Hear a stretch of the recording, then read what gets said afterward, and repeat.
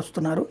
ఇప్పుడు ఈ 55,000 ఎకరాలు కాంక్రీట్ జంగిల్గా మారుతుంది. ఇది 3 పంటలు పండేది, ఇదిగో ఎంత దిగుబడి ఉంది ఇక్కడ అని చెప్పించారు. దాంతో పాటుగా దీని ఇంపాక్ట్ బెజవాడ, గుంటూరు ఈ చుట్టుపక్కల ఉన్నటువంటి పంట పొలాలు ఎన్ని నాశనం అయిపోతున్నాయి, ఎన్ని ఏది రియల్ ఎస్టేట్గా మారిపోతున్నాయి అన్నటువంటిది విజువల్స్ పెట్టి వాళ్ళు కంప్లైంట్ ఇచ్చారు.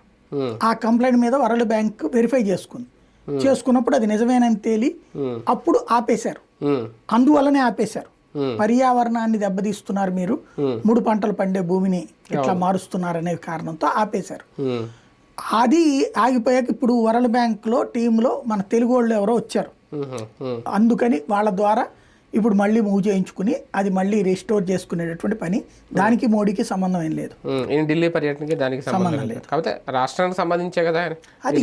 అంటే ఒక్కటండి, ఇది అడుగుతారు అది అడుగుతారు అనేటటువంటిది కేవలం పేపర్ల ముందు టీవీల ముందే ఉంటుంది. పోలవరము ఇదివరకు ఆయన ఒక లిస్ట్ ఉండేది, హోదా, పోలవరము, తర్వాత విశాఖ అభివృద్ధి, స్టీల్ ప్లాంటు, రైల్వే జోను, ఇది ఒక లిస్ట్ రాసుకుని ఎప్పుడు వెళ్ళినా సరే డేట్ మార్చేసేసి అదే ఇచ్చేవాడు. ఇప్పుడు అట్లాగే వీళ్ళదే ఉంటది, అమరావతి గురించి, పోలవరం గురించి, ఇవన్నీ కూడా ప్రాక్టికల్ గా సంథింగ్ పొలిటికల్ ఇష్యూస్ ఉంటాయి. మేబీ ఇప్పుడు ఒక చర్చ నడుస్తుంది, ఏదో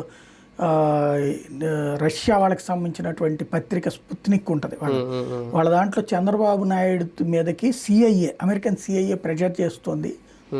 ఆయన్ని అర్జెంటుగా కూటమిలో నుంచి యువతలకు వచ్చి ఐఎన్డీఏకి మద్దతు ఇవ్వమని, మోడీ సర్కార్ని కూల్చబోతోంది, కూల్చే కుట్ర ప్లాన్ చేశారన్నటువంటిది ఒక వార్తలు నడుస్తున్నాయి.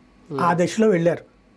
కాబట్టి తన మీద వచ్చే ప్రెషర్ మోడీ దృష్టికి తీసుకెళ్ళడానికి అవ్వచ్చు, ఇంకేదైనా కావచ్చు, ఏదో పెద్ద కారణం ఉంది.